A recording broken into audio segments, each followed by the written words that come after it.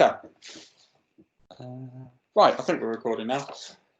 The question booklet, questions 1, 2, and 3, I think have been all answered on some of the YouTube videos. Actually, and question 4, but I might go through question 4 now because it will be a good start on this sex linked one, just to get us back in the correct frame of mind. But questions 1, 2, and 3 on question 1 is monohybrid. Question 2 is a bit codominance. Question 3 is the multi-allelism with the blood groups. But we'll make a start on question 4 now. It might be helpful if you can to have the mark scheme up in the background to help you go along with it. Sometimes it's even helpful to you to oh, hold on. Question 4 there is different to the question 4 I was expecting.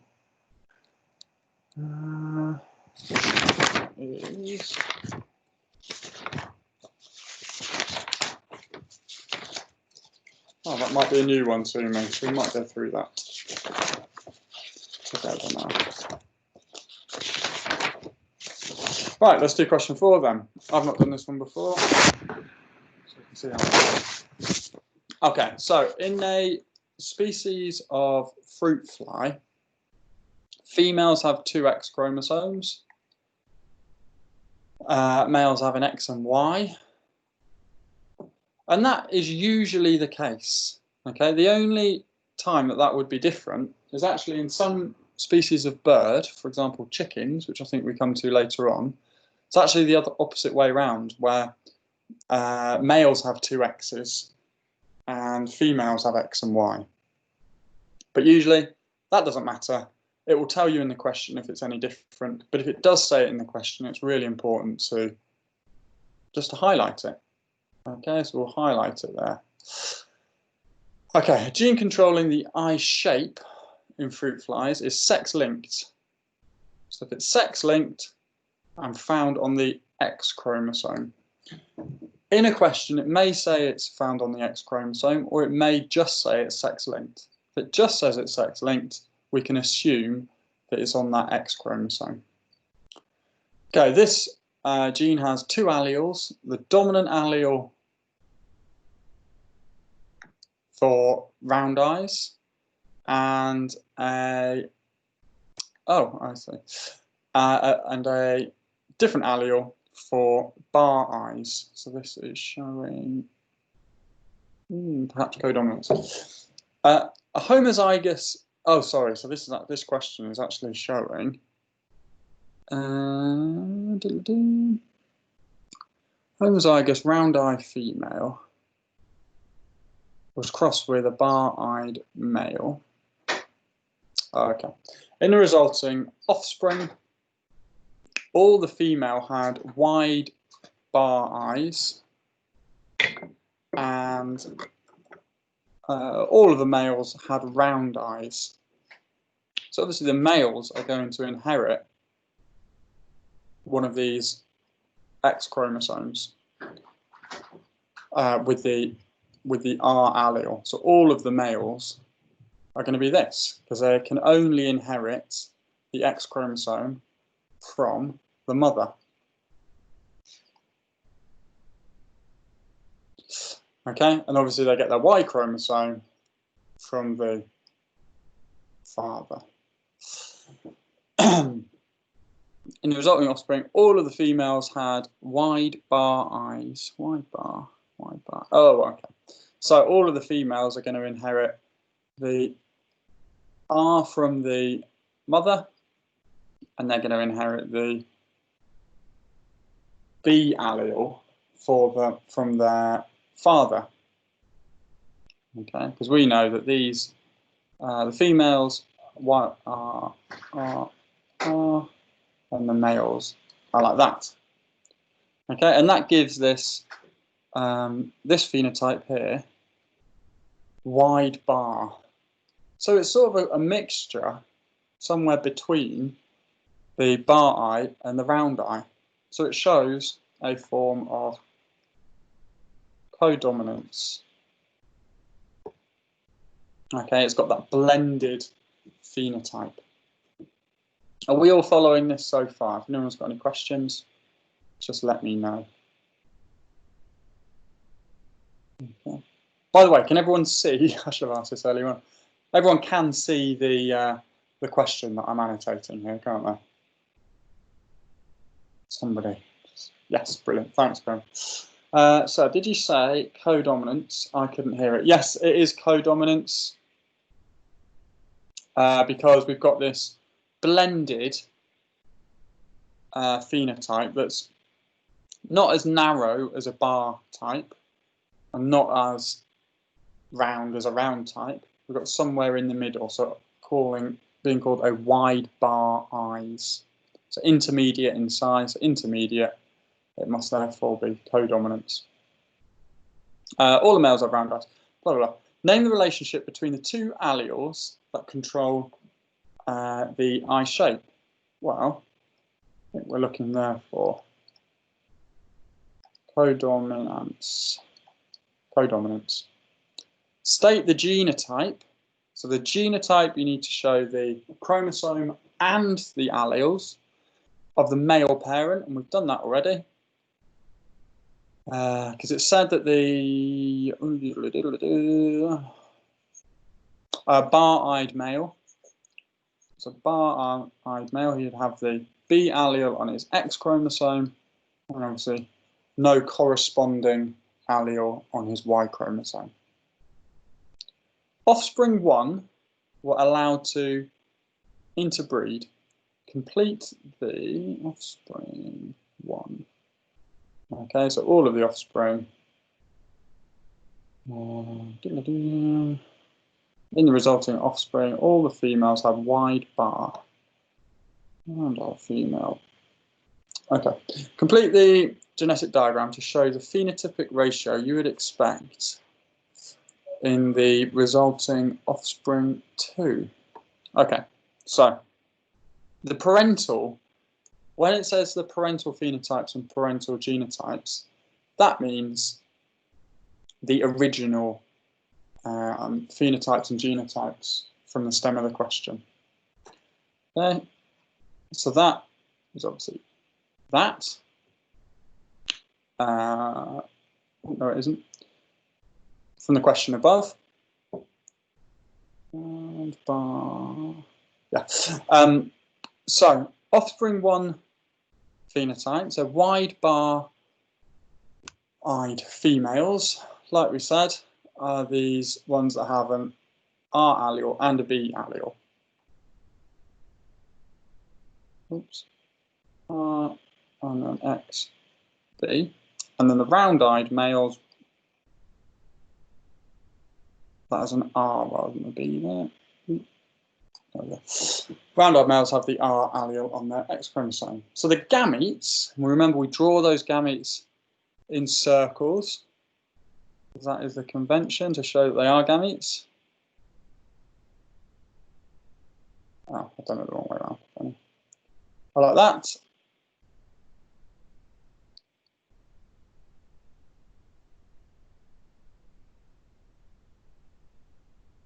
Like so. And then the offspring, well, we need to, or the offspring 2, so this is the F2 generation, we need to produce a Punnett square. So we put the females at the top.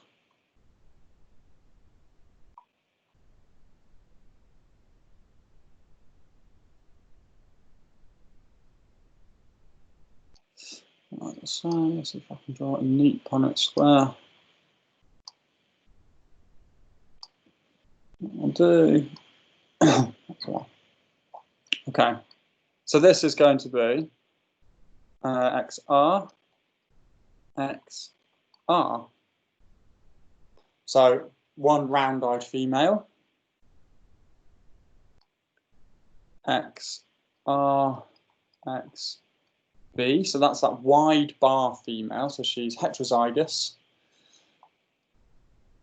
And then XRY, so a round-eyed male, and XBY is a bar-eyed male. Now, where it says ratio here, it wants you to give the phenotypes and the number of each one. So we've got 1 to 1 to 1 to 1.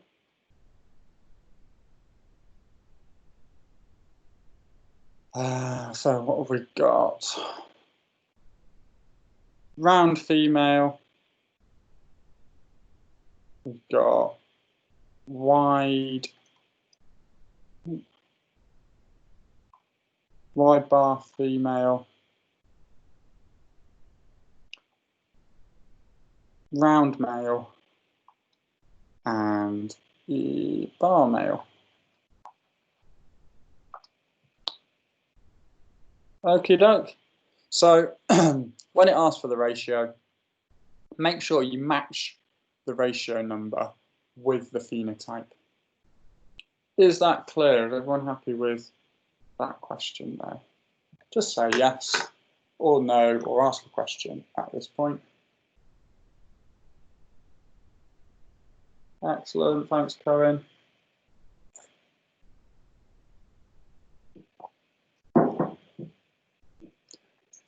Yappers. Brilliant. Right, okay. Question 5 is about fruit flies. Okay, so we'll go through question 5. Let's use a different colour. Let's go for blue pink. No. Okay, the fruit fly is a useful organism for studying genetic crosses. Now, why is that? I can't remember if this is actually in the notes or not. But the reasons that they are useful is they have sort of a rapid reproduction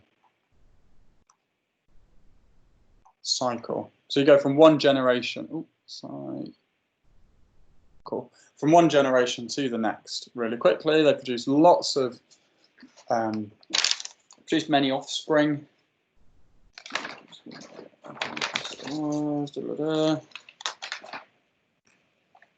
So produce a large number of eggs, large number of offspring. So if you've got these large numbers, the importance of that is it increases or improves the reliability of the data.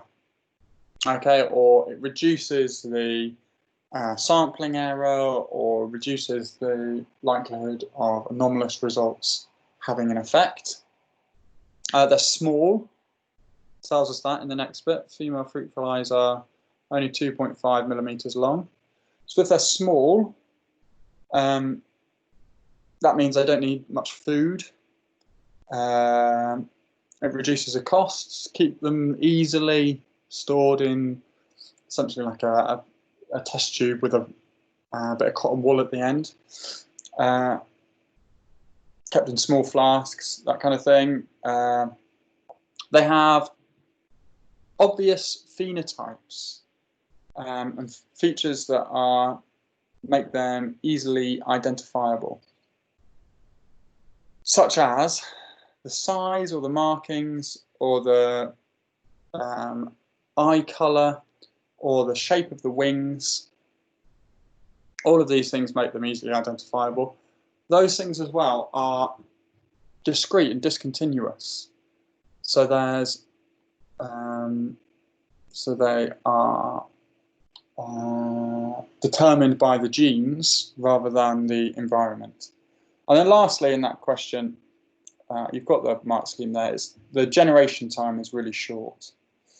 So they reproduce quickly, but that saves time, and you can produce many many generations. So I should have just had this up in the background, really, shouldn't I? Would have been easier. Right, there it is. You've got this mark scheme. Question 5, 5 point, is it 5.1? I think it is anyway. I think that should be labelled 5.1 now. Oh no, maybe not. So anyway, those are the any two of those first 2 marks. Okay, let's go through the genetic cross though. Male fruit flies have the chromosomes X and Y. So the males are X and Y, females are XX. The gene for eye colour is carried on the X chromosome. So again, we've got this sex linkage. Red eyes is dominant. So white eyes, which is recessive. So if we had a red-eyed female, red-eyed males, oh, okay. Now, in this question, you need to do a little bit of detective work. It tells us the phenotypes of the offspring. So it tells us the results, essentially, of that generation produced when you cross these. Now, the clue here as to the genotype of the female is that only red-eyed males are produced. So we know red-eyed males would need a dominant R on their X chromosome. Okay, I'll put that in there. Look. Why is it doing that? Anyway, like that. And the okay, so that means that if all of the males are red eyes, they must all inherit this dominant R on their X chromosome, which must mean that the red-eyed females, rather than being heterozygous, they must all be homozygous for that dominant R. Because if there were any recessive alleles here, you would end up with some white-eyed males. Okay, so there's a first little bit of detective work. We also know that the white-eyed male, well, they must have that recessive R on their X chromosome. The red-eyed females inherit one of those dominant Rs and that recessive R from their fathers. So they are heterozygous, one dominant, one recessive on the X chromosome. Now this 5 point, oh, any questions about that? Oh, gametes, we've not done the gametes. Obviously the gametes, you just divide those, don't you? And put a circle around them. Oh, no, that's a recessive one. And that is Y, circle, circle. Any questions about that?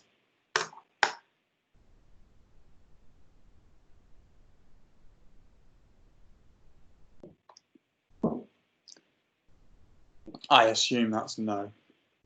Can we see the little bit of detective work that you needed to do there? This is quite common. If we know what phenotype offspring are, just like in the pedigrees, we can often determine what the phenotype of the parents are. But we're always looking for those clues. Okay, so if you're not sure about these, look at the offspring first. Think about, well, if that is a red-eyed male, he must have the dominant R. If there are no white-eyed males, well, the red-eyed female must be homozygous dominant. Okay. This next question, name of a statistical test which could be used to determine whether the offspring differs significantly from the predicted ratio. We've not done this yet, but we might as well fill it in.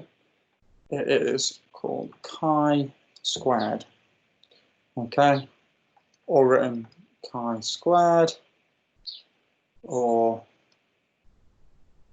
chi-squared, something like that. I'll just put that in if I were you.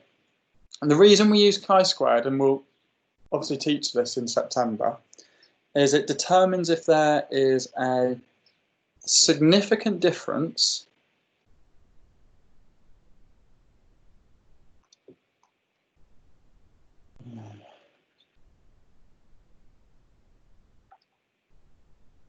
so a significant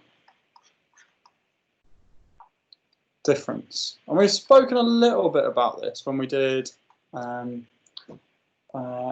do we do? Standard deviation.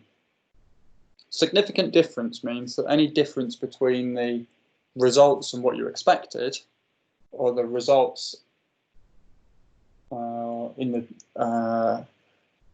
two different sets of data in the same set of results. If there's a significant difference, it cannot be due to chance. And chi-squared gives us a value where we can determine whether or not that difference is significant.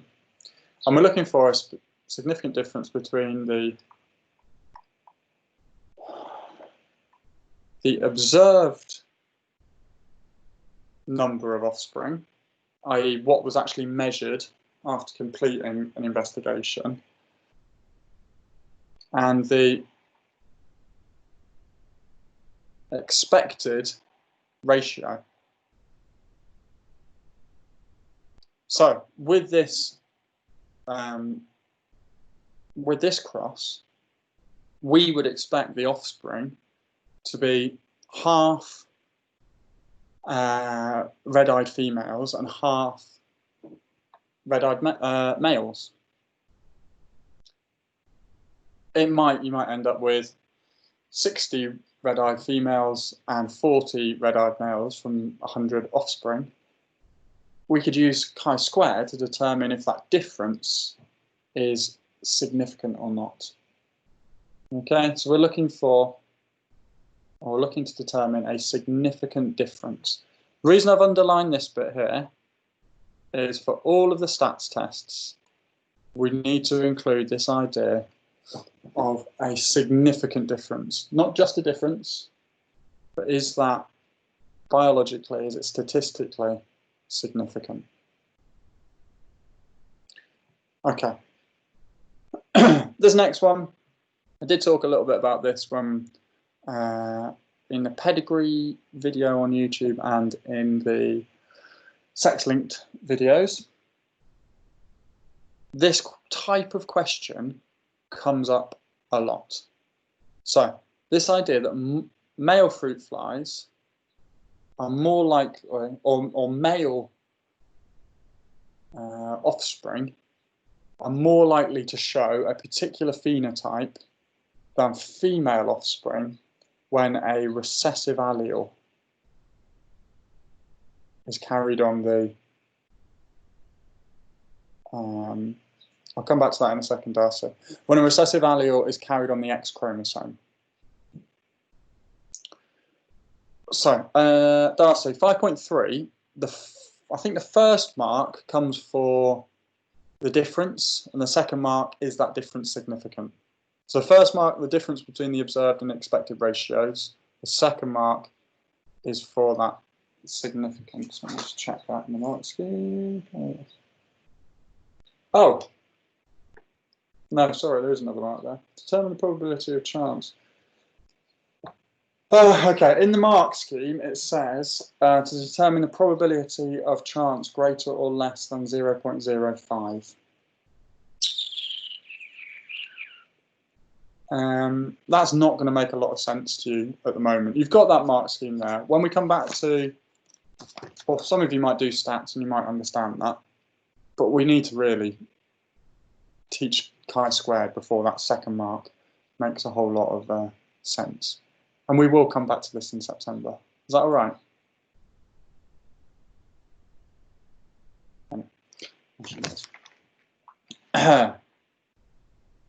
Okay. Yes, thank you. Okay, so when we see this type of question where a male, why is it more likely to show a recessive trait than a female? We must say that females must inherit 2 recessive alleles, whereas males only need to inherit 1 recessive allele. Therefore, it's more likely that a male inherits a 1 recessive allele than the female inheriting 2 recessive alleles. These two marks come up an awful lot. In fact, I'd be confident in saying that every question that involves sex linkage will include a question about why it's more likely that the males inherit the recessive phenotype. Okay, so you can learn those 2 sentences verbatim off by heart, and there's a couple of marks for you. Okie doke. Any questions about that sex linkage question then? Anything else? Wanted to know there.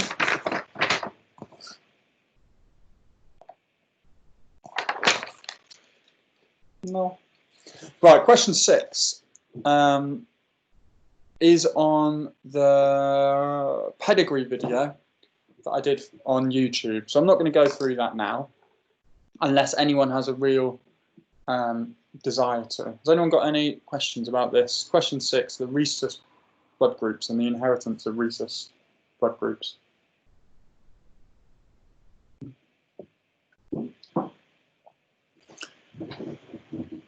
If you no, thanks, Karen. If you have, you need to watch that YouTube video.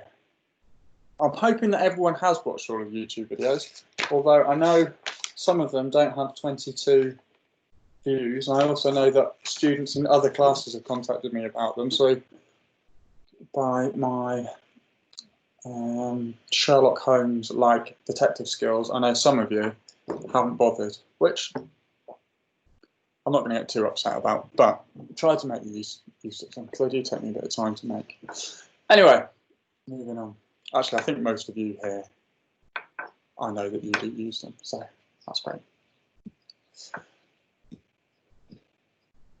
I'm preaching to the converted, aren't I? Right, question 7. Is that the same one? Yeah. Can we move on to question 7 then, which is muscular dystrophy. I think that's on the YouTube channel as well, isn't it? Is that one on there? I think so. It is, yeah, great. I think that was one I did. I might have even done that one in class with you as well.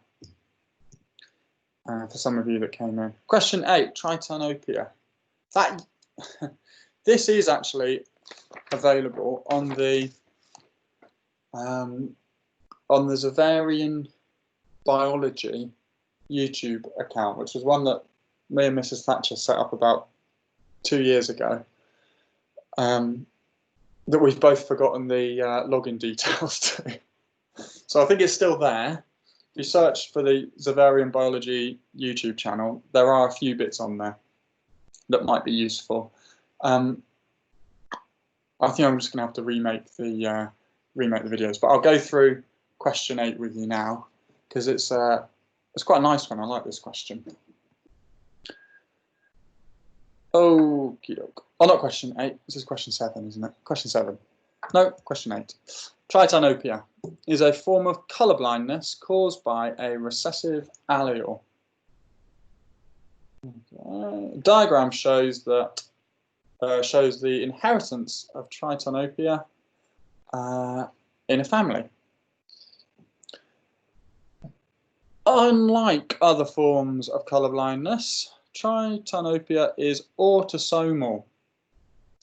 Oh, it tells us next. Autosomal, so that means not sex linked. The autosomes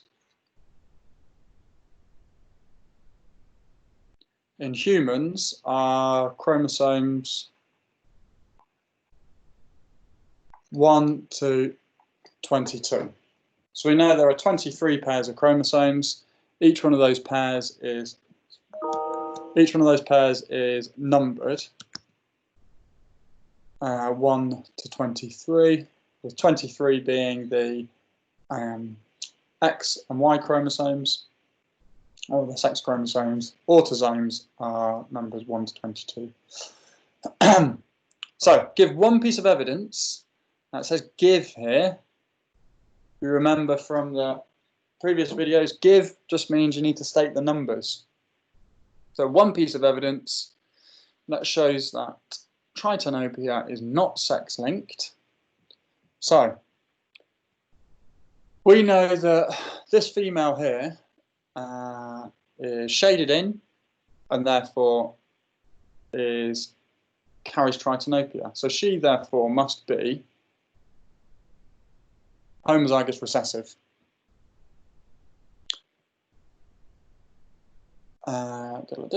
Right. If it were sex-linked, she would have to be homozygous recessive on that X chromosome. And if it were sex-linked, she would pass on that recessive allele to all of her sons. So that would pass on to 3. We can see that 3 does not have Triton Opia. So give one piece of evidence. So in brackets, because I don't even think you need 1 here, 1 and 2 could not produce 3. Okay, if it said explain that, you would have to say that if it were sex-linked, 2 would be homozygous recessive on her X chromosomes, and she would pass on a recessive allele to all of her sons, making all of her sons show that phenotype of Triton Opia. Okay. What is the probability that the next child born to individuals 5 and 6 will be a boy with Triton Opia? So 5 and 6, well, we need to do a little bit of detective work here. We know that it's not sex-linked, so we can ignore that. This person does not have Triton Opia, but must be a carrier. Okay, so that tells us that 5 must be heterozygous. Now, 8 is homozygous recessive, which tells us that 6 must also be a carrier for Triton Opia, or heterozygous. Okay, so if we draw a genetic cross diagram, if we put the gametes in for both parents, we know that we've got a 1 in 4 or a quarter chance of producing offspring with Triton Opia. 1/4 or 0.25. Now, they could be male or female, so 1/4 times 1/2. Whoops. How do you know that? Okay, I'll come back to that in a second, Ali. 1/4 times 1/2 is 1/8. Right, how do we know that 5 and 6 are heterozygous? Well, we know that 8 does have Triton Opia. Okay, we know that 5 and 6, they do not have Triton Opia, but if they've got offspring who do, they must both be carriers. They must both be heterozygous to produce number 8. Okay, they don't show the phenotype. They must have at least one of the dominant alleles, but they do have offspring that do show that phenotype. So they must both be carriers. Does that clear that up, Ellie?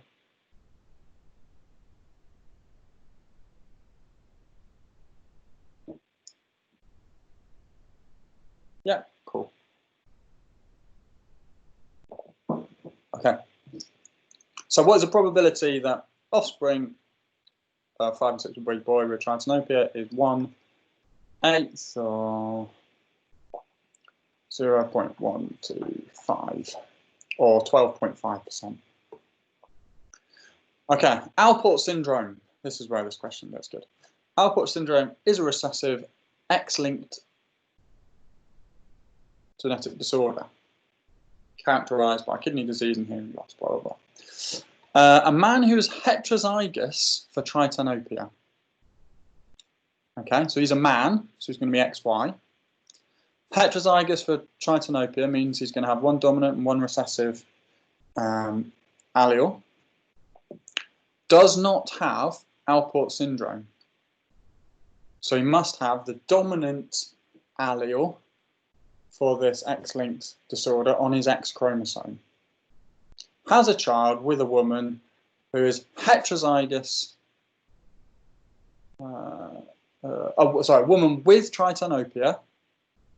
So let's start filling in the gaps here. So she must be homozygous recessive. This man is heterozygous, so he's got a dominant and a recessive. Does not have Alport syndrome, so he must have the dominant allele on his X chromosome, nothing on his Y.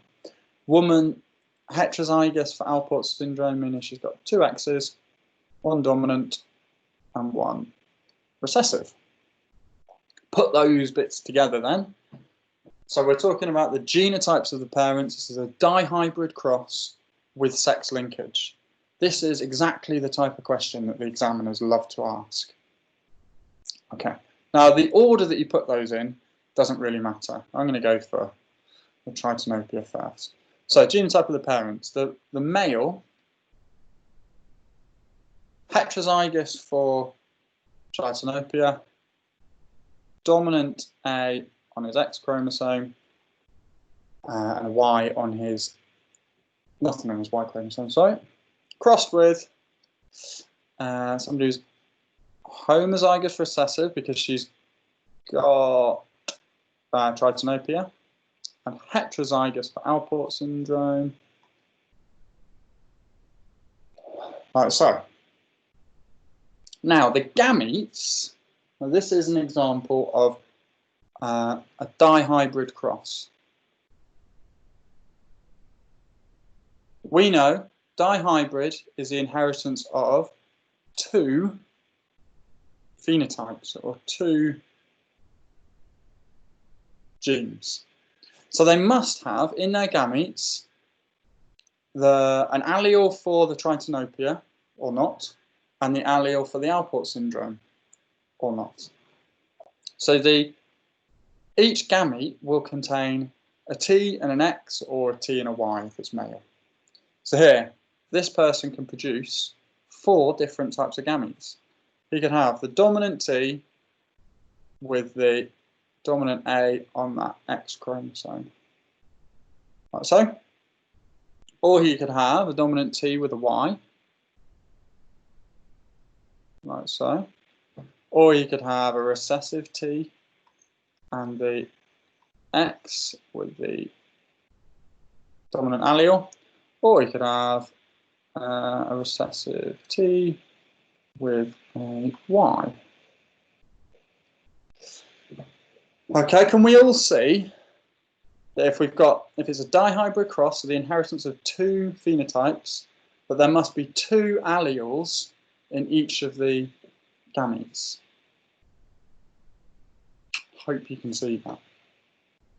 Now, the female here, well, she's only got recessive T's, so there are going to be fewer possible combinations in her gametes. She can either be a recessive T with a dominant A, I think that's a dominant A on her X chromosome. God, that's rubbish. Let's see if I can do that again.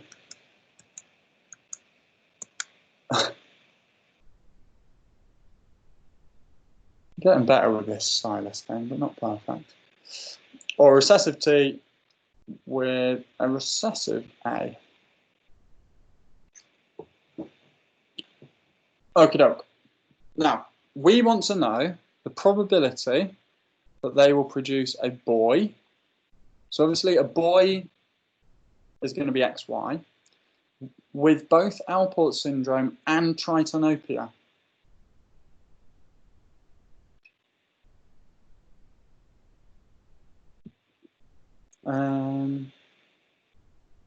Okay, Ellie, that's a good question. Why do the two diseases cross if they aren't really related or similar things?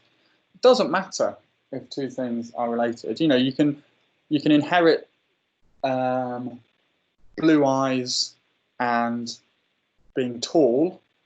Now, those two things are completely unrelated, but you can be both of those things, or you could have brown eyes and be short, or anything in between.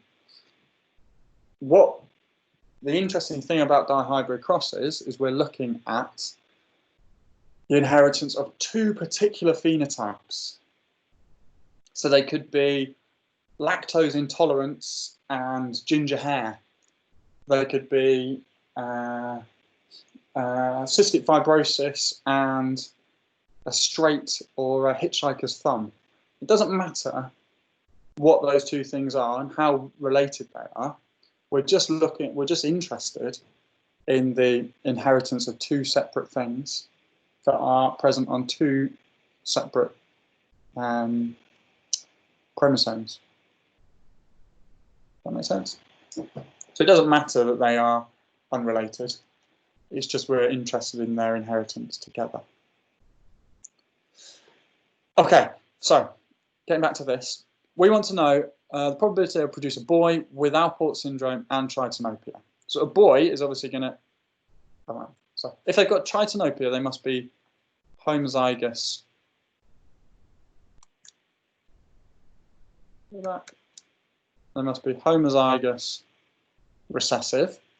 And if they are a boy with Alport syndrome, they must have the recessive A and a Y. So we don't care about anything else.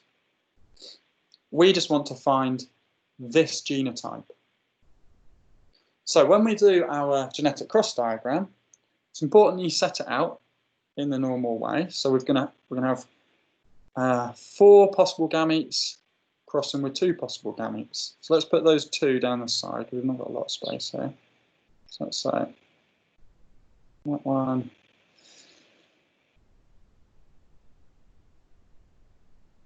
And that one. And then we'll put the 4 at the top.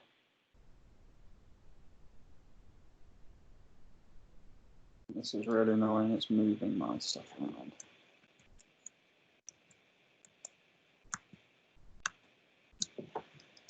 Give us a second. Drawing.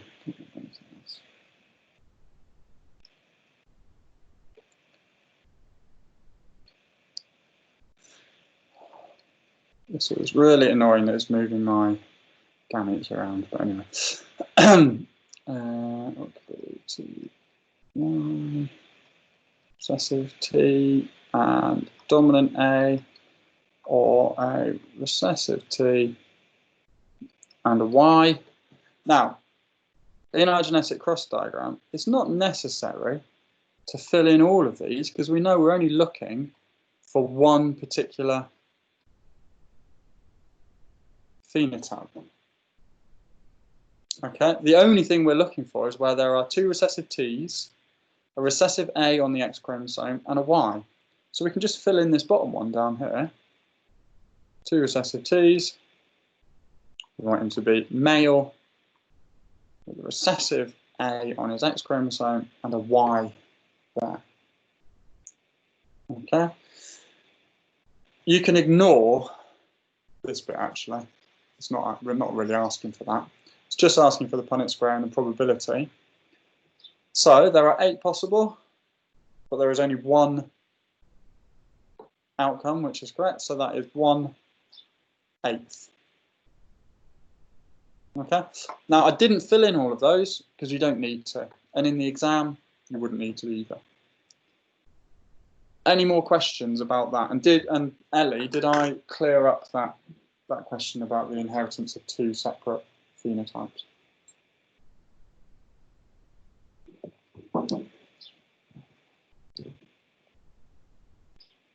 Yeah. Any more questions there?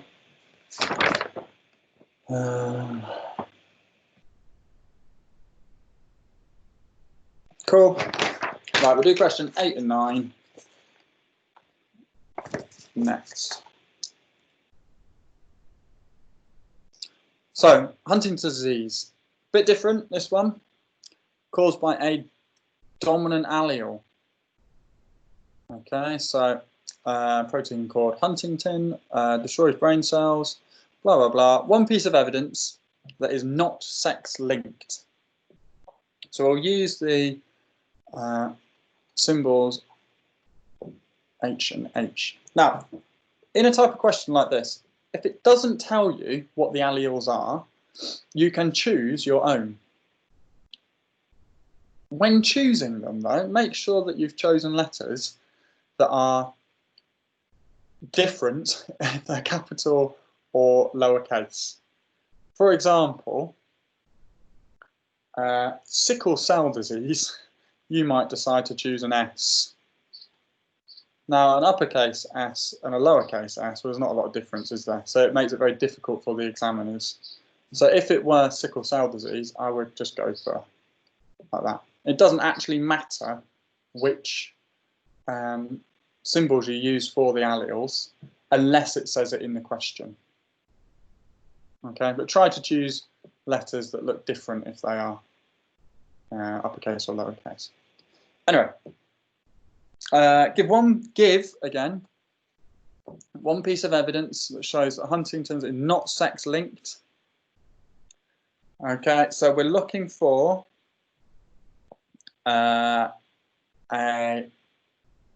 if it's dominant and we're looking for not sex-linked, we're looking for a father not with the condition, with that phenotype, and having a daughter without that phenotype. Okay, and we see that 6 could not produce 10. So 6 is the male.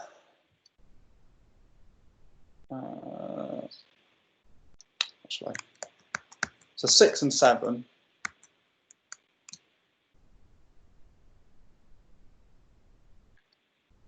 could not produce 10. Because if it were sex-linked, this father would have that dominant allele on his X chromosome, nothing on his Y, and he would pass that dominant allele onto his daughter, and then she would show the condition because Huntington's is determined by a dominant allele. But we know it's not sex-linked. Individuals 3 and 4 plan to have another child. Give the probability of it being a boy with Huntington's disease. Now, actually, if you work this out, we know that the likelihood, well, we need to do a bit of detective work here. Did it say 5 and 6? 3 and 4, sorry. 3 and 4. If 3 and 4 are having offspring who do not show the phenotype for Huntington's, we know that 4 must be a carrier or heterozygous rather than being homozygous dominant. Because if he was homozygous dominant, all of his offspring would inherit that dominant allele. It's caused by a recessive allele, so we know that a person without the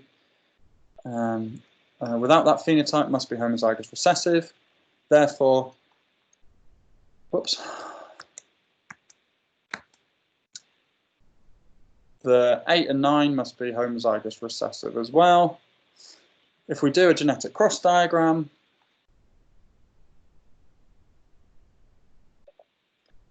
we know that we would produce half of the offspring would have one of those, would be, half of the offspring would be heterozygous and would show Huntington's. We want to know if it's a boy, so again, half times a half equals 1/4 or 0.25. Okie doke. This is a little bit from Booklet 7, a reminder. A mutated allele that causes the disease has more than 36 repeats of this tag sequence, CAG. Give the base sequence of the anticodon that would be present on tRNA. So if the DNA sequence is CAG, what is the sequence on the tRNA? You probably already guessed this, but if the DNA sequence was CAG, the mRNA would be GU, uracil replacing thymine, C, and then the tRNA would be complementary to that, so it would also be CAG. A little bit of a trick question there. Question 9.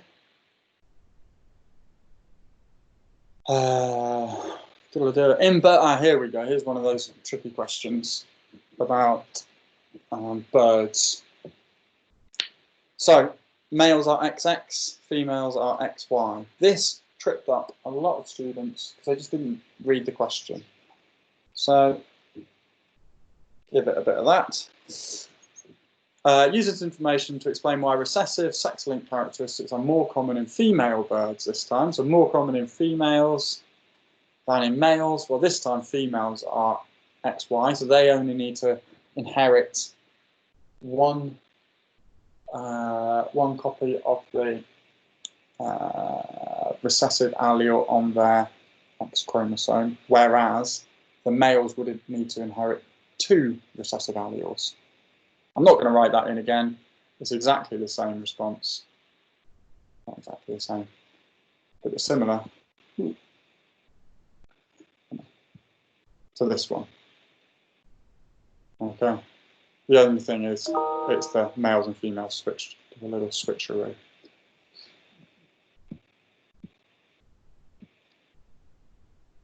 Okay. Then a pedigree. So keeping that in mind, females are XY, males are XX. In chickens, a gene on the X chromosome controls the rate of feather production. The allele for slow feather production is dominant to the allele for rapid feather production, which is recessive. Okay. The following figure shows the results from crosses carried out by a farmer.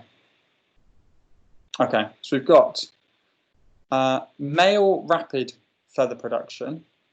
Well, males we know are XX, females are XY. So let's just remind ourselves of that. A female with slow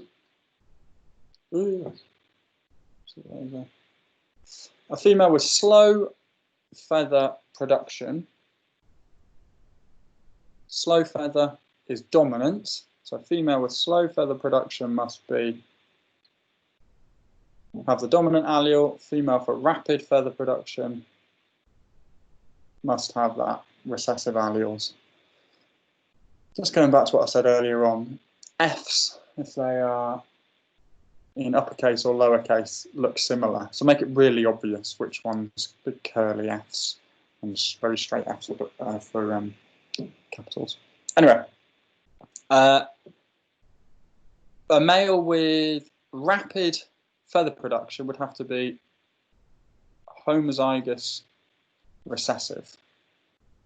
Slow feather production, where it could either be heterozygous or it could be homozygous dominant. Right. We know if we look at this genetic cross diagram, 1 and 2 both show the slow feather production. Okay, so they must have that dominant allele. We've already said that 2 must be dominant on the X chromosome and then a Y chromosome. The male shows slow feather production. If we do a bit of detective work, we can see that he has offspring, female, with the rapid feather production. So we know that 5 must be with the recessive allele on her X chromosome and a Y. Therefore, 1 must have 1 copy of that recessive allele. So he's got the dominant allele to make him slow feather, but he's a carrier of the recessive allele. And we know that because he has this offspring number 5. Right, give 1 piece of evidence from the figure that shows that the allele for rapid feather production is recessive. Sorry, it says explain here. So explain, we need to include the numbers of the parents and the numbers of the offspring, but give an explanation as well. So the first mark, 1 and 2, produce 5. Okay, there's the first mark. That's the giving bit, that is the evidence. The explanation is 1, as we've already said, must be heterozygous.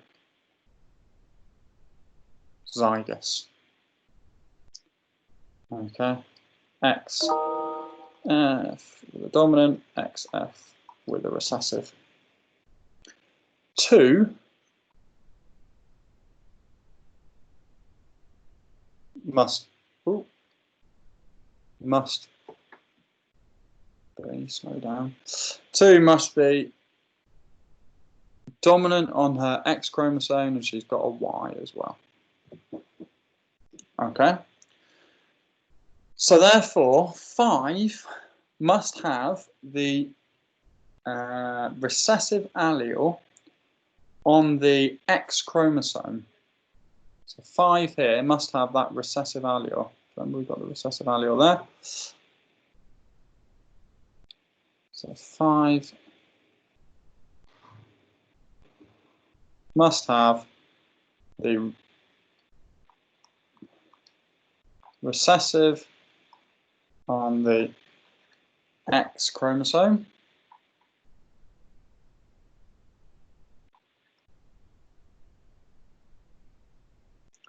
And that is from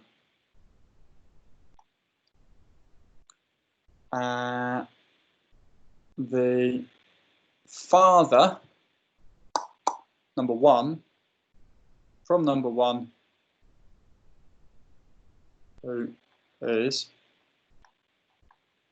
heterozygous. We've already said this, I don't need to put this in. Okay, so that's thrown people because they get a little bit mixed up between the X and Y's being the other way around for males and females. But does that explanation make sense? Just put it in the chat if that makes sense, yes or no.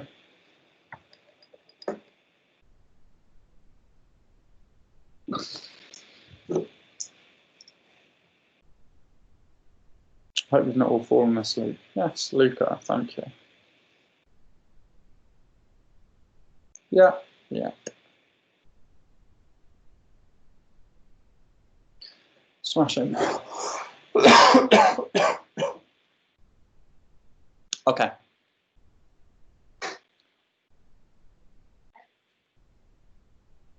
Just 1 second.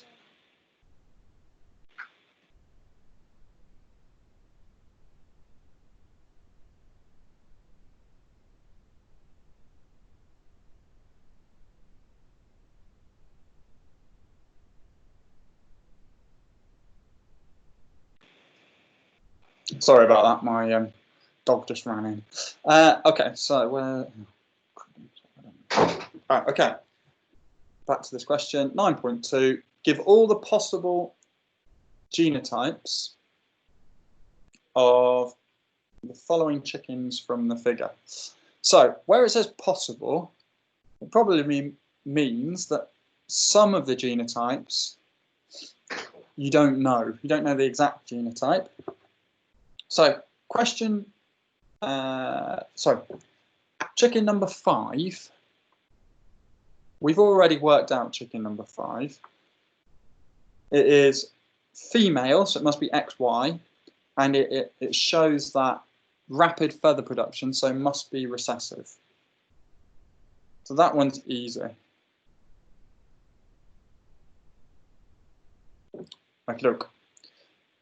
Now, number 7, this one here is male, so he's going to be XX. Now, he could have inherited the dominant dominant allele from his father, or the recessive allele from his father. He's always going to inherit the dominant allele from his mother. So there's actually 2 possibilities there, and we don't know what they are because there are no rapid feather development in his offspring. However, maybe if they have more offspring, there might be some rapid development. We can't confirm it. So he could either be homozygous dominant or heterozygous. So that dominant F from the mother and then the recessive F from the father.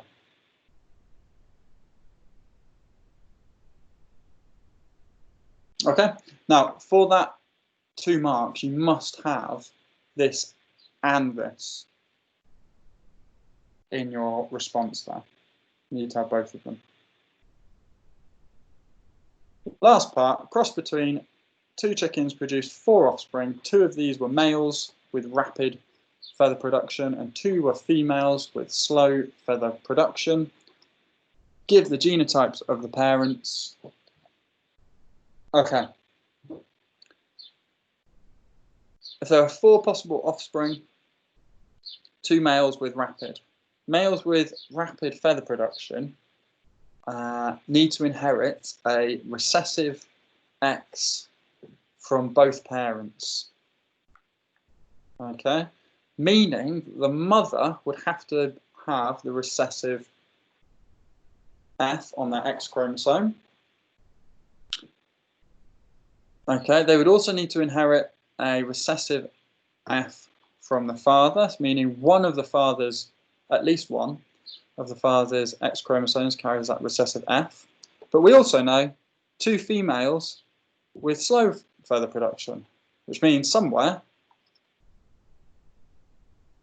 there must be this. So we need both. So the mother was heterozygous. Sorry, father was heterozygous, and the mother had that recessive allele on her X chromosome. Is that clear? I hope so. Right, I think I'm going to call it a day there because I've been recording now for well over an hour, and I'm sure you are bored out of your bloody brains. What I will do for question 23 and 24, I'll make a little YouTube video either this evening or tomorrow, and I'll upload that. Okay, I see Ellie's got a question on here. If any of you have got any questions at this stage, just let me know. I'll just pop that back up. Right. If it's sex linked, do you put X or Y before the allele? And if it's not, do you just put the allele? Yeah, you do, Ellie. So obviously, if it's sex linked, you must show the sex chromosomes. It's always going to be the X chromosome with the alleles. The Y is is naked. It doesn't have a corresponding homologous section. So the alleles will always be on the X chromosomes. If it's not, you just put the alleles. Yeah, so if it's not sex-linked, you only need the alleles, the genotype with the alleles. Good question, though. What I will say about that, if it's sex-linked and you don't include the X and the Y chromosome, you're probably not going to get the marks, even if all of your working out after that is correct. Okay. Any other questions?